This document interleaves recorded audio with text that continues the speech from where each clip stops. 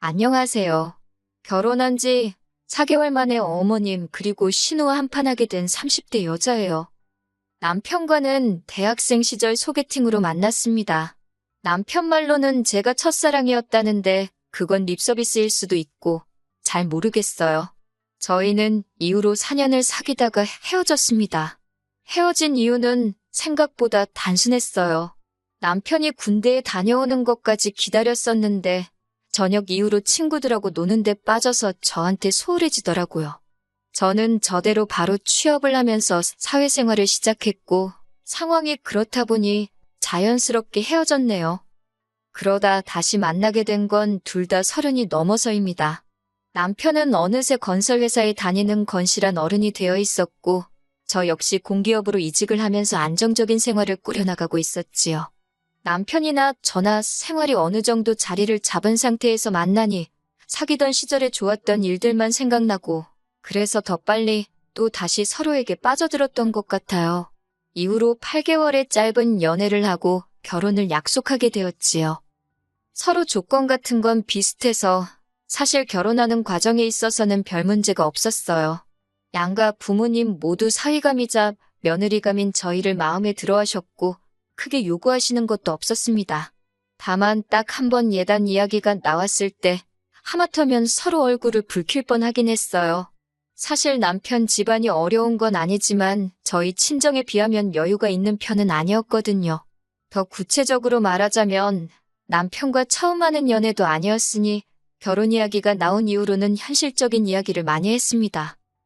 가정환경이라던가 재산이라던가 그때 남편이 말하기를 어머님 아버님 다 생활력이 강하신 분들이라 지금도 일을 하고 계시기는 한데 문제는 신우랍니다. 신우가 워낙에 씀씀이가 큰데다가 또 남편과는 8살이나 차이가 나다 보니 어머님 아버님이 신우한테 워낙 오냐오냐 해주셨던 모양이에요. 그래서 어머님 아버님과 신우가 함께 사는 아파트 한 채를 제외하고 나면 사실 재산이랄 게 없답니다. 그러면서 남편이 덧붙이기를 제가 원한다면 시부모님께 부탁을 드려서라도 그 아파트를 담보로 잡고 대출을 받아서 결혼에 보태겠다대요. 하지만 솔직히 그 소리를 듣고 그래 그럼 그렇게 해서라도 대출 받아오라는 여자가 몇이나 되겠어요. 저도 당연히 손사래를 치며 됐다고 했고요. 그래도 남편이 개인적으로 모은 돈이 8천만 원 가까이 되었고 저 또한 그 정도는 가지고 있었으니 이 정도면 충분하다. 대출을 받더라도 우리 이름으로 받자. 그렇게 하기로 했네요. 그리고 이 이야기는 상견례 자리에서도 나왔어요. 양가 어른들 모두 모셔놓고 물론 구구절절 그 이유까지 말하지는 않았지만 아무튼 이렇게 둘만의 힘으로 해보기로 했다고는 말씀을 드렸지요. 그리고 그 자리에서만큼은 양가 어른들 다 기특하다, 장하다 하시며 서로 어쩜 아드님을 어쩜 따님을 이렇게 잘 키우셨냐며 서로 간의 덕담도 오갔습니다. 그런데 막상 다음 날인가 돼서 어머님께서 저에게 직접 연락을 해오셨더라고요. 어머님께서 저와 친해지고 싶다는 말로 저를 불러내셨는데 실상은 달랐습니다. 일단 용건은 간단했습니다.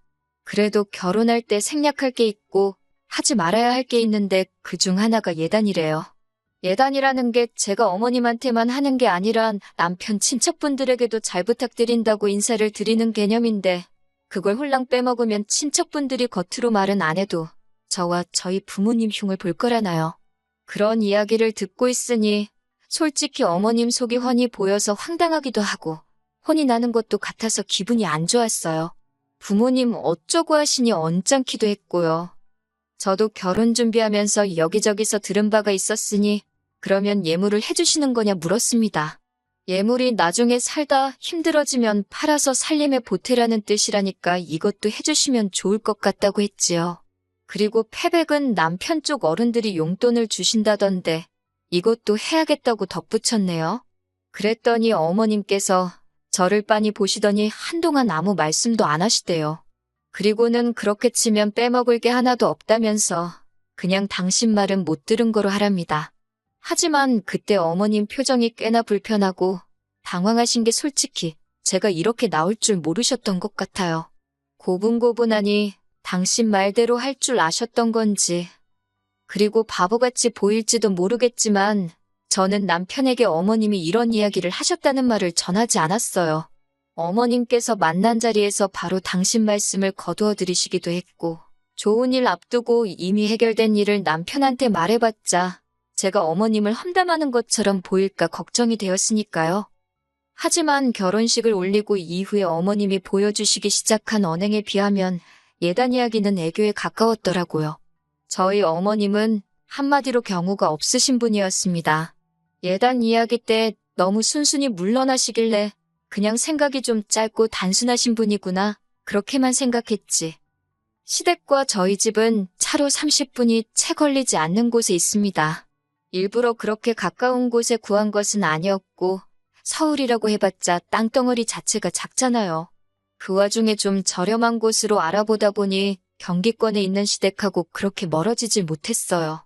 그래도 차로 30분이니 대중교통으론 1시간 가까이 걸렸고 어머님 아버님께서는 차가 없으시거든요. 꼭 그래서는 아니지만 아무튼 거리가 가깝다고 해서 별 걱정은 안 했어요. 그런데 이게 웬걸 지하철에서 버스로 갈아타는 수고를 하시면서까지 어머님은 저희 집에 수시로 오기 시작하셨습니다. 별다른 이유가 있어서 오시는 것도 아니고 그냥 심심해서 왔다던가 궁금해서 왔다던가 사실 처음엔 그래도 출발하기 전에 미리 연락은 주셨어요. 그런데 제가 몇 번인가 못 오시게 한 적이 있거든요. 남편이랑 저랑 야근을 한다던가 주말에 선약이 있다던가 그럴 때요. 그러자 이제는 거절 잘 못하는 성격인 남편한테 먼저 연락을 하신다던가 아예 연락 없이 오시더군요. 문제는 남편이나 저나 집돌이 집순이다 보니 어머님이 연락 없이 오시기라도 하면 무방비로 당했던 거지요. 막말로 어머님이 언제 오실 줄 알고 맨날 내 집 놔두고 다른 데 가 있을 수도 없잖아요. 100번 양보해서 오시는 거 그럴 수 있다 칩니다. 하지만 오셨으면 그냥 저희랑 밥 한 끼 맛있게 드시고 커피 한 잔 하고 가시면 되잖아요. 그런데 그게 아니고 그렇게 시시콜콜한 것까지 잔소리를 하세요. 시작은 냉장고부터입니다. 저희는 둘이 살기도 하고 식사 대부분을 회사에서 하다 보니 집에서 밥해 먹을 일이 많이 없어요. 그나마도 저는 요리하는 걸 안 좋아하고 남편은 좋아해서 이따금씩 남편이 음식을 하고요. 그래서 집안일을 분담할 때도 제가 청소와 빨래를 맡았고 남편이 요리와 설거지를 합니다. 쓰레기를 버리거나 재활용하는 건 남편이나 저나 하게 되는 사람이 하는 거고요. 그런데 처음에 어머님께서 냉장고를 열어보시더니 이게 뭐냐면서 이게 사람 사는 집이냐고 저한테 뭐라고 하시더라고요. 그러면서 남편 이렇게 먹여서 내보내면 힘을 어떻게 쓰냐고.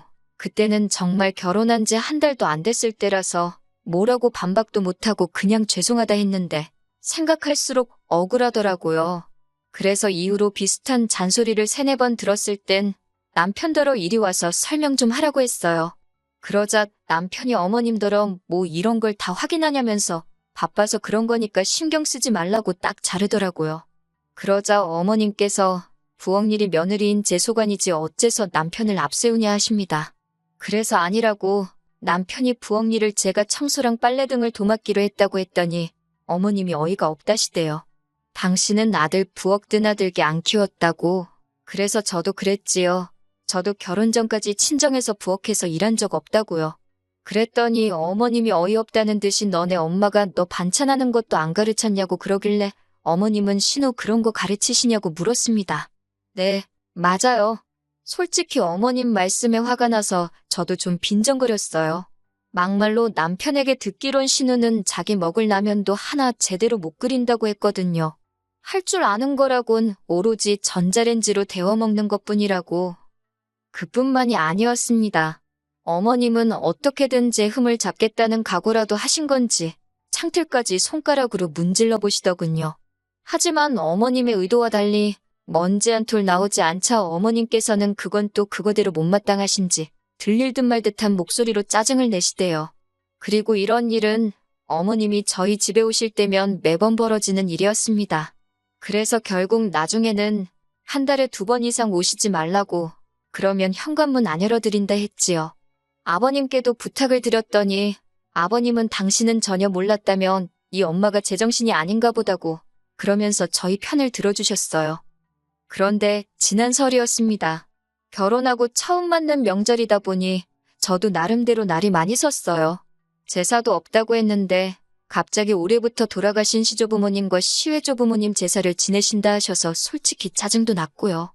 특히 주변 사람들이 시외조부모님 제사는 제가 지낼 필요가 없다던데 어머님께서는 되려 제가 안 하면 누가 하냐고 제가 뭣도 모른다는 식으로 말씀하시더라고요. 명절 전날부터 시댁에 내려가 만두 빚고 8종류의 전을 하고 그 밖에도 무슨 아버님이 좋아하시는 음식, 신우가 잘 먹는 식혜, 어머님의 진두지 위아래 거의 저 혼자 별걸 다 만들었어요. 친정에서는 이런 일이 있지도 않고 정말 어쩌다 한 번 이따금씩 만두 정도는 빚곤 했는데 그래도 누구 하나 따로 노는 사람 없이 다 같이 보내는 시간이었거든요. 그런데 시댁에서는 정말 저 혼자 하다시피 했네요. 특히 만두라도 같이 빚겠다는 남편을 어머님이 기어이 밖으로 내보내시는 걸 보고는 정말 스트레스가 올라오더라니까요. 그래도 천명절이었던 만큼 가슴에 참을인자를 새기며 무사히 고비를 넘겼습니다. 이튿날 아침에는 다 같이 모여 식사를 했지요. 신우는 자기는 딸이니까 제사랑 상관없지 않냐면서 전날부터 코빼기도 보이지도 않더니 아침에도 집에 안 들어왔는지 안 보였고 결국 아니나 다를까 저 혼자 설거지하는 신세가 되었어요. 그런데 그때 어머님께서 갑자기 분주해지시더니 냉장고 정리를 시작하시는 겁니다. 그러면서 설거지거리가 계속해서 나오기 시작하대요. 심지어 몇몇 반찬통은 열기가 무섭게 싱크대에서 설거지를 하고 있던 저도 맡을 만큼 고약한 냄새가 났는데 그래도 기어이 안 상한 거라며 저더러 맛을 보라는 식이셨어요. 당연히 맛은 안 봤고 견디다 못한 제가 큰 소리로 남편을 불렀습니다. 남편더러 와서 이 음식 썩었나 좀 먹어보라고요. 그러자 어머님이 화들짝 놀라시더니 이건 너랑 나랑 먹어보면 아는 걸 뭐하러 당신 아들까지 부르느냐고. 그래서 그러면 어머님이 직접 드셔보시라고 전 안 주셔도 된다고 정색을 하면서 말했어요. 그제서야 어머님이 좀 애매하다 싶은 것도 그냥 버리시더라고요. 설거지는 설거지대로 얼마나 많이 나오던지 결국 또 다시 남편을 불렀습니다. 저희 남편이 알아서는 못하는데 부르고 시키면 그건 또 잘 따라요. 또다시 남편이 불이 나게 부엌으로 오자 어머님께서는 저더러 지 남편 편하게 쉬는 꼴을 못 본다고 기어이 한 소리 하시대요. 그래서 저도 에라 모르겠다 생각하고 어머님도 저 편하게 쉬는 꼴을 못 보시나 보다고 그랬어요. 그제서야 상황 돌아가는 걸 눈치챈 남편이 왜 그러냐면서 제 손에서 고무장갑을 가져갔고 저도 순순히 내주고 거실로 나와 아버님 옆에 앉았습니다. 아버님께서는 이 모든 상황이 당신과는 상관없다 생각하셨는지 계속 킬킬거리며 웃고만 계셨는데 적어도 어머님 편은 안 드시니 기분은 안 나쁘대요. 그런데 그때였습니다. 현관문 열리는 소리와 함께 신호가 들어오더라고요. 꼬락서니가 어디서 술을 얼마나 먹었는지 머리는 다 풀어헤치고 옷차림은 또 얼마나 지저분하던지 그건 그렇고 어쨌든 신우도 눈치가 있을 거 아니에요. 어머님께서 식탁 의자에서 씩씩거리고 계시지 아버님은 뭐 금세 TV로 관심이 옮겨갔고 남편은 설거지하고 있지 저는 저대로 거실에 나와 있지. 신우가 무슨 일 있었냐고 어머님께 묻자 어머님께서는 네 새언니가 아주 말 한마디를 안 진다면서 신우한테다 대고 방금 전까지 있었던 일을 미주알고주알 다 말씀하시더라고요. 그러자 신우가 지 딴에는 어머님 편 들어준다고 한 거겠지만 저한테 다가오더니 자기 좀 보잡니다. 어이가 없어서 할 말 있으면 여기서 하라니까 시댁에 왔으면 며느리가 일을 하는 게 당연하지 놀 거면 뭐하러 오냐고 그래요. 그러면서 오빠가 설거지하고 있으니까 언니는 저기 화장실 가서 변기 좀 닦으랍니다. 어이가 없어서 신우를 빤히 쳐다보니까 아니 시부모님 쓰시는 변기도 못 닦겠다 이거냐며 괜히 지가 목소리를 높이더라고요. 사실 어제 시댁에 도착하자마자 화장실에 갔다가 저 기절하는 줄 알았어요. 아버님이 변기를 안 올리고 소변을 보시는 건지 앉으면 엉덩이 닿는 데 있잖아요.